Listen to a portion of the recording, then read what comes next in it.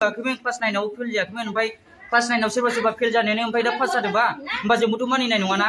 नैबे मेट्रिक फाइनालनि रिजाल्टआव माखासे फरायसाफ्रा फेल जादों सालाखाथियाव जादों देबरगावआव जादों गसाइगावआव जादों माखासे दहरना होलायलायनाय जादों नङा होमबा मानि थाखाय जादों दा जोंनि नैबे मार्क डिस्ट्रिबिउशननि खोथायावहाय जोंनाव माखासे गड़बड़ जानो हागौ फार्स्टआवनो आं सन्देह बेखौ फार्स्टआवनो सन्देह मानो थाखाय जोंना जोंनि मार्क डिस्ट्रिबिउशनाव दंखायो मोनसे माखासे गाइडलाइनाव दंखायो माने क्लास 9 आरो क्लास 10 निफ्राय 40% मार्कखौ जोङो केरि खालामनांगौ क्लास 9 निफ्राय 40% आरो क्लास 10 निफ्राय 40% आरो बेजों लोगोसे 20% जाबाय नोंनि एसेसमेन्ट इउनिट टेस्ट माबा माबिखौ लानानै नोङो बाव 20% जोङो एड खालामनांगौमोन बेनिनो फार्स्ट डिविजन मार्कमोन फेल जादों सोरबा सोरबा सेकेन्ड डिविजन मार्कमोन फेल जादों सोरबा थार्ड डिविजन मार्कमोन सोरबा फेल जादों सोरबा गासिबो होल साबजेक्ट गासिबो फेल नाथाय मानो दा जोङो हमना ला फार्स्ट डिविजन होनग्रोनि जायफ्रा फार्स्ट डिविजन मार्क मोनदों बिथांमोनहा माखासे फेल जानायनिबो माखासे क्राइटेरिया दं बिथांमोननिबो गावसिनि स्टुडेन्टबो माखासे गोरोन्थि थानो हागौ आं फार्स्टआव बेखौ बुंगोन मानो होनोब्ला जोंना क्लास 9 आरो क्लास 10 नि मार्कखौ लानानैसो जों इभालुएसन खालामदों नङा क्लास 10 आरो 9 नि मार्कखौ लानानैसो इभालुएसन खालामदों बेयो मेट्रिकनि थाखाय बेनि उनावहाय बाव स्कुलनि फोरोंगिरियासो बाव इनभल्व जागोन सोरबा स्कुलनि फोरोंगिरिया बाव इनभल्व जानो हाया आं बेखौबो दा खोन्थागोन दानिया नैबे जे मार्कखौ इभालुएसन खालामनानै नोङो अटोमेटिकलि स्कुलनिफ्राय हरबाय बे पास जाखाबाय बे पास मार्क दानिया पास डिविजन मार्क फैबाय मार्क फैनानै मा जाखो फेल जाबाय मानि थाखाय फेल जाबाय फेल जानाया जाहैबाय मा जाय फरायसाया बाव प्रेक्टिकल मार्क थायो जेरै मैथ्स आरो साइन्सआव प्रेक्टिकल थायो आरो कम्पिउटारावबो प्रेक्टिकल थायो कम्पिउटार प्रेक्टिकलाथ' नोङो बै जे सेन्टारावहाय एग्जाम होगोन बे एग्जाम सेन्टारनिफ्राय बांसिन कन्डाक्ट खालामो बिथांमोना जुदि प्रेक्टिकलाव एटेन्ड जायाब्ला बे अटोमेटिकलि एबसेन्ट फैगोन एबसेन्ट फैनाय लोगो लोगो नोंनि रिजाल्टआ फेल जागोन ओंखायनो बे मोनसे फार्स्ट पइन्ट जाय फार्स्ट डिविजन फैदों बिथांमोना फेल जानाया बे फार्स्ट पइन्ट बेनि उनाव जाबाय मानि बावबो जोङो बबेबा स्कुलाव जोङो 40% स्टुडेन्ट फेल जाबाय मानि थाखाय फेल जागोन आं खोन्थानोसै बाव 9 आरो 10 मोननैखौ लानानैसो इभालुएसन खालामदों नङा होमबा फर एग्जाम्पल बाव जुदि 9 आवल' हरबाय नोंनि एग्जामखौ इभालुएसन मार्कखौ नोङो 9 आवल' पास खालामना हरबाय 10 आ थालांबाय अब्ला बे अटोमेटिकलि फेल जाबाय गोसोला दै आं खेबसे बुंबावनि फर एग्जाम्पल नोङो क्लास 10 निखौल' नोङो बै टिचारफ्रा स्कुलनि टिचारफ्रा इभालुएसन खालामना हरबाय जायखिजाया जाथोंसै गासै पास जाजोबखागोन क्लास 10 निखौल' हरबाय सोरबा 20 सोरनिखौबा 60 हरबाय सोरनिखौबा 70 हरबाय सोरनिखौबा 80 हरबाय सोरनिखौबा 30 हरबाय सोरनिखौबा 40 हरबाय नङा होमबा पास मार्क थांबाय नाथाय मा बिथांमोनहा क्लास 9 निखौ हराखैब्ला जुदि हराखैबा क्लास 9 निखौ जुदि एड खालामना हराखैब्ला बेयो स्टुडेन्टआ अटोमेटिकलि फेल जानानै फैगोन मानो थाखाय क्लास 9 10 खौ लानानैसो इभालुएसन खालामनाय जागौमोन बेनि थाखाय जुदि बिथांमोना बेखौ हराखैबा बे अटोमेटिकलि फेल जानानै फैगोन बे जाबाय ओमफ्राय नैबे आं देबरगावनि माखासे स्टुडेन्टफोरनि हांगामाखौ नुदों बिथांमोनहा माने दावराव जादों माने प्रिन्सिपाल आरो टिचारफोरनि सिगाङाव एसे माने थाखोमालायनाय दोनखोमालायनाय जादों बेवहाय बिथांमोना होनदों माने प्रिन्सिपाला डिसिनाव थां आरो माखासे टिचारफ्रा होनदों प्रिन्सिपालासो मोनथिगौ जों मिथिया बे नङा दै बेयाव बाव स्कुल अथरिटिनि बाव मेन आखाइ थायो बाव सोरबा डिसिया बे मार्कखौ बानायना हराखै सोरबा एसपिआ बानायना हराखै सोरबा गुबुन सार्भिसमेना बानायना हराखै बेयाव स्कुलनि फोरोंगिरिफोरानो बाव इनभल्भ जागोन स्कुलनि फोरोंगिरि होनोब्लाबो बेयाव बुंनो थांगोन स्पेसियेलि साबजेक्ट टिचार नाथाय बे स्कुलनि फोरोंगिरि बा साबजेक्ट टिचारखौ इनभल्भ खालामगोन बै स्कुल अथरिटिया बा स्कुलनि गाहाय प्रिन्सिपाल बा हेडमास्टारा बे जिनिसा बेवहाय स्टुडेन्टफोरनि इभालुएसनखौहाय सोर खालामगोन बाव अटोमेटिक सिगनेचार थाखायो बेखौ रावबो दोनखोमानो हाया बिथांमोना जाय इभालुएसन खालामदों बिथांमोना सिगनेचार होनांगौ जेब्ला मार्कखौ जेब्ला फाइनाल साबमिशन खालामनो बिफोर फाइनाल साबमिशन बिथांमोना सिगनेचार होनांगौ जाय मार्कखौ इभालुएसन खालामदों अब्ला बिथांमोनहा सिगनेचार होनानैबो बै स्टुडेन्टखौ थगायनो हानायनि जेबो मोन्थाय गैया बेवहाय स्कुल प्रिन्सिपालाबो बेवहाय गाव जुदि इनभल्भ गैयाब्लाबो बिथाङा सिगनेचार होगोन बिथांनि सिलिनो थांगोन बेयावहाय बिथाङानो मेन रल लागोन बेयाव इभालुएसना थिग जादोंना जायाखै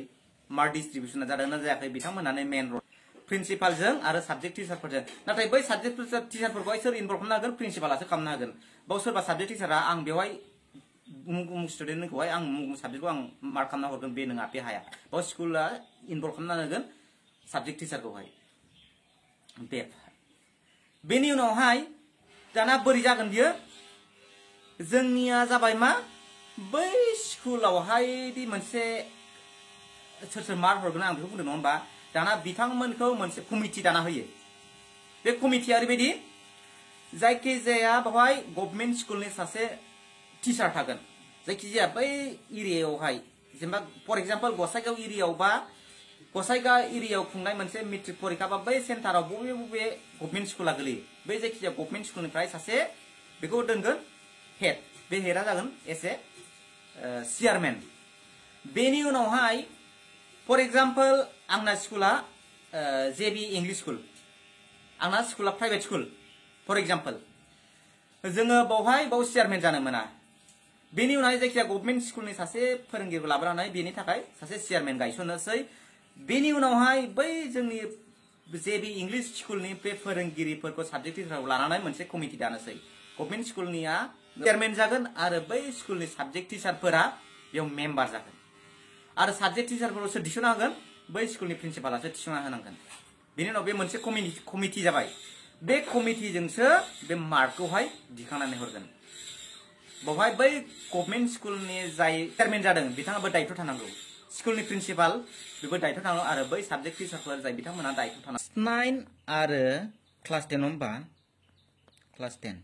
बे क्लास 9 आरो क्लास 10 निफ्राय बावहाय 40% केरिमोन आरो बेवहाय 40% केरिमोन होमबा माने क्लास 9 आव 40% आरो क्लास 10 नि 40% बेखौ लानानैसो मेट्रिकनि रिजाल्टखौ बानायनांगौमोन दानिया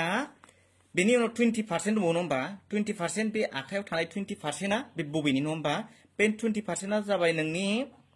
एसेसमेन्ट हिसाबै नोंनि इउनिट टेस्ट स्कुल पारफरमेन्स बे माने टिचारनि सायावहाय बेखौ लायोमोन दा जेखि जाया मानो नैबेयाव जाबाय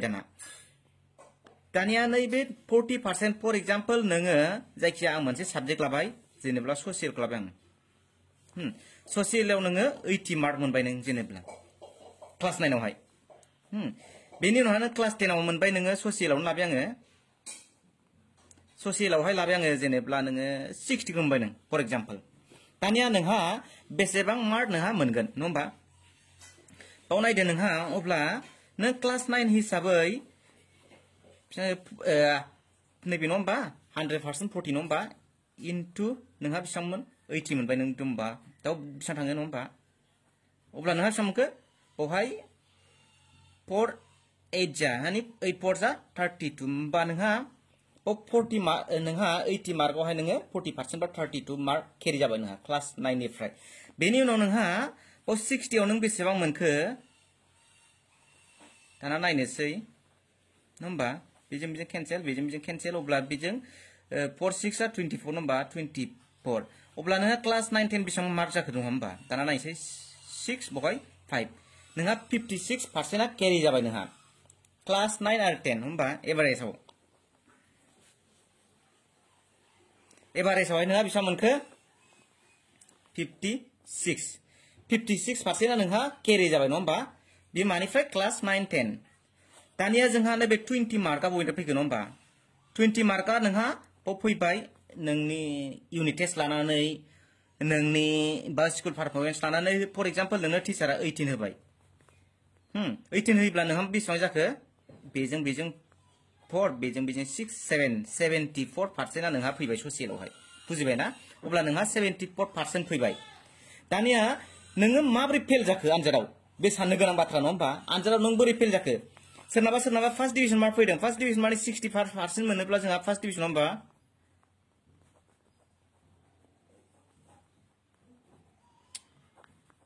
डिविजन नङा होमबा 60% मोनोब्ला जोंहा फार्स्ट डिविजन जायो दानिया फार्स्ट डिविजन मार्क जानानैबो सोरबा 65% आनो माने फेल जादों सोरबा 75% आनो फेल जादों मानि थाखाय फेल जादों आं दा नोंथांमोननो क्लियार खोन्थानि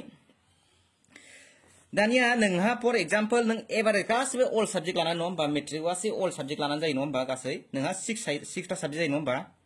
6 साबजेक्ट फर एग्जाम्पल नोङो मोनसे 6 साबजेक्ट थायावहाय गासैबो 60 मोनबाय नङा होमबा 60 होनबा 360 जायो नङा होमबा 360 माने 6 into 6 36 ओमफ्राय 0 नङा होमबा 6टा साबजेक्टआव नों 60 मोनोब्ला 600 माने बे फार्स्ट डिविजन मार्क जाहैबाय नोंहा जुदि फार्स्ट डिभिजन मार्क जानानैबो नों मानो फेल जाखो नङा होमबा बे साननो गोनां बाथ्रा दा बेखौ आं खोन्थानि अब्ला जोंहा क्लास 9 नङा होमबा क्लास 9 आरो क्लास 10 नङा होमबा क्लास 10 बे क्लास 9 10 आवहाय लानानैसो नोंनि बे नैबे 65% बा 60% मार्कआ नोंहा जानांगोन जुदि नों क्लास 9 आवनो डाइरेक्ट 60% को हरना हरबाय अब्ला नों बेनिफ्राय बोरै मोनखो नङा होमबा बेयाव मार्क दिखानो 40% दिखांसै होमबा जों 100% जाबाय बे जाया दै मानि थाखाय आं खोन्थानि जुदि नोंहा क्लास 9 आवल' नोङो 60% केरि खालामना हरोब्ला क्लास 10 आ मा जागोन एबसेन्ट जायसै एबसेन्ट जानाय लोगो लोगो नोंहा क्लास 9 निल' मार्क गाखोनसै क्लास 10 नि मार्कआ थालांबाय नोङो फेल जानोसै दा क्लियार जादोंथ' बुजिदोंथ'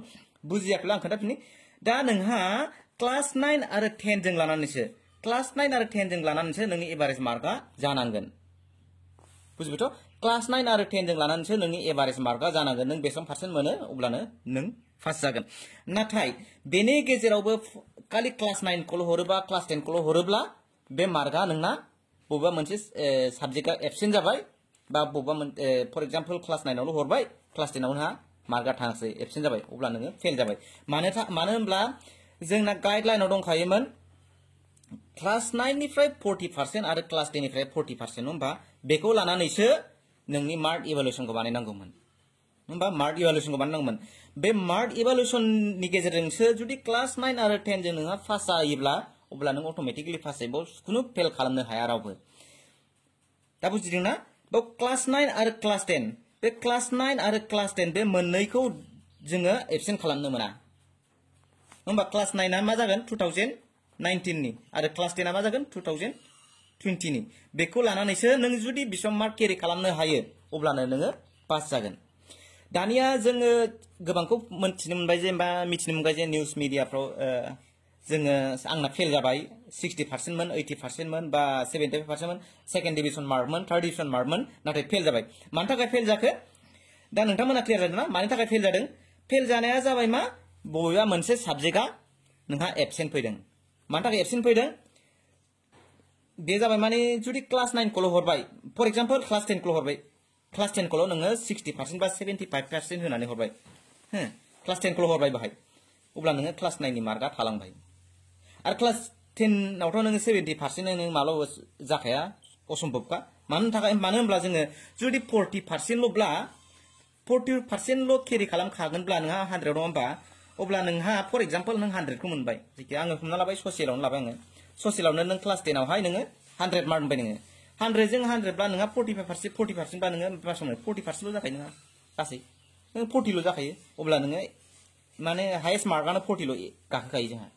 नङा होमबा बोरै जों 70% हरनो हागौ बा 60% बोरै हरनो हागौ बे जाखाया जायनि थाखाय बेयाव माखासे फेल जानाया बाव जादों ओंखायनो जोंनि बै जायफ्रा मार्क इभालुएसन खालामदोंमोन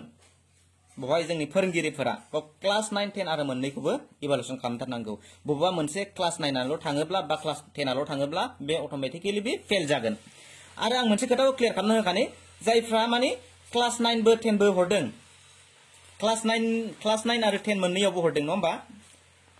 क्लास 9 आरो क्लास 10 नङा होमबा क्लास 10 बिथांमोननि थाखाय मार्कआ अटोमेटिकली स्कुलनिफ्राय जेनेबा 40% बा 40% इजिकल टु 80% थांबाय जेनेबा बिथांमोननिफ्राय स्कुलनिफ्राय थांबाय मोननैखौ हरदों अटोमेटिकली थिगैनो दं नाथाय सोरनाबा फेल जादों मानि थाखाय फेल जादों दा नोंथांमोना मिथिना ला बेवहाय जोंहा माखासे एसेसमेन्ट थायो एसेसमेन्ट मार्क बेवहाय जेरै हमना लादो हम एसाइनमेन्ट ससियेलफ्रावहाय ससियेल इंलिशफ्रावहाय ससियेल इंलिशफ्राव मा थायो हम एसाइनमेन्ट थायो बे बेसेबांनि 10 मार्कनि नङा होमबा ओरै थाबाय मेथ्स नङा होमबा मेथ्स साइन्स बे मेथ्स आरो साइन्सआवहाय जोंहा मा थायो प्रेक्टिकल एग्जाम थायो प्रेक्टिकलाव मा जायो बेयाव 20 मार्कनि जायो नङा होमबा 20 मार्कनि जायो दानिया बेनि उनाव मोनसेया फैबावबाय मा कम्पिउटार थायोब्ला कम्पिउटारा जोंहा मा 50% बा 40% बा 20% नि मोनसे प्रेक्टिकल एग्जाम जायो बेखौहाय जायगा माने एग्जाम सेन्टाराव कन्डाक्ट खालामो आरो जायगा स्कुलनिफ्राय कन्डाक्ट खालामदों जेखि जाया माने एग्जाम सेन्टारनिफ्राय आं लाबाय बेवहाय जुदि नोङो प्रेक्टिकेलाव बे कम्पिउटार प्रेक्टिकेलाव नों एटेन्ड जायाब्ला एटेन्ड इज भेरि मास्ट बो जायफ्रा एटेन्ड जायाखै बिथाङा फेल जागोन नट डाउट रिजाल्टआ नोंना 80% फैबाय बा कम्पिउटाराव नोङो 80% खौ मोनबाय बा 20% नोंहा बहा थालांखो नङा होमबा 80% नोंहा पास 80% अटोमेटिकली नों पास जाबाय नाथाय नों कम्पिउटारावनो फेल जाबाय मानि थाखाय फेल जादों नोङो प्रेक्टिकल जिरायाखै मोनसे प्रेक्टिकलाव नोङो एटेन्ड जायाखै बे प्रेक्टिकलाव मा जादों नों एबसेन्ट जादों जायनि थाखाय नोङो फेल जादों ओंखायनो जों जेबो गोनो गोथो जानाङा जायफ्रा फेल जादों फार्स्ट डिविजन मार्क मोननायाव फेल जादों मानि थाखाय फेल जादों नङा होमबा साननो गोनां बाथ्राया जाबाय मा नों स्कुलनिफ्राय अटोमेटिकली मार्कखौ थिगैनो हरदों नाथाय नोङो प्रेक्टिकलाव एटेन्ड जायाखै बा होम एसाइनमेन्टफोरावहाय बा नोङो मेथ्सआनो जा साइन्सआनो जा बेफोराव होआखै जानांगौ बा कम्पिउटार प्रेक्टिकलाव नोङो एटेन्ड जायाखै बे जागोन बेनि उनावहाय जायफ्रा फार्स्ट बेवहाय नों 60% मोनबाय नों जेनेबा नों ससियेलाव बा साइन्सआव एनि काइन्ड अफ साबजेक्ट नाथाय नोंहा फेल जानायनि गुबै थांखिया गुबै आयदायानो जाबाय मा नोङो मोनसेया जाबाय प्रेक्टिकल जिरायाखै आरो मोनसेया जाबाय मा क्लास 9 बा क्लास 10 आवहाय नोंनि जायखिजाया साबजेक्टआ नों एटेन्ड जाया एबसेन्ट फैदों एबसेन्ट फैनाय लोगो लोगो नोङो फेल जागोन पास जायोब्ला दा बेनि सायाव आसाम सरकारा मा दायित्व लाफिनो जोंना इडुकेसन मिनिस्टार बिथाङा मा दायित्व लाफिनो आं बेखौ बुंनो हाया नाथाय बे सिस्टेमा बेसो जायफ्रा फेल जादों आं बेखौ खोन्थाना होबाय मानि थाखाय फेल जादों दा बुजियाखैबा सोंहरफिन आं क्लियार खालामना होफिनगोन दा एसेनोसै गोजोन्थों खुलुमबाय